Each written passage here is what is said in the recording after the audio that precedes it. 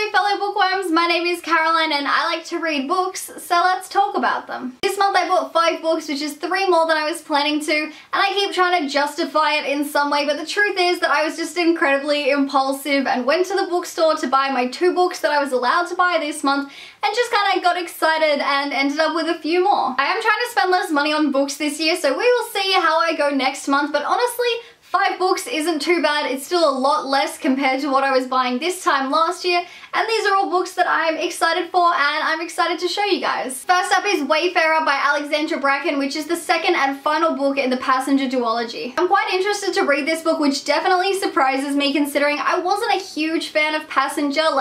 I enjoyed it, it was good, but it just wasn't anything special and didn't really live up to the hype for me. This book I've been hearing a lot of amazing things about. People are saying it's a great conclusion to the series and definitely steps it up from book 1, so I'm quite excited. Next up I grabbed Girl in Pieces by Catherine Glasgow, and this is one of those books that I don't know heaps about. I do know that this book follows a 17-year-old main character and deals with some really heavy stuff surrounding mental illness, specifically depression, suicide, self-harm, and abuse. Not really sure what to expect from this book, but a lot of people were recommending it to me, so I decided to give it a go. The next book I bought is The School for Good and Evil, The Last Ever After by Simone Chinani, which is the 3rd and final book in the School for Good and Evil trilogy. Honestly, I'm quite nervous about reading this book because I loved book 1 in the series and then I didn't really care for book 2, so I just don't know what to expect from this. Is it going to be good? Is it going to be bad? Am I going to like it? Am I going to hate it?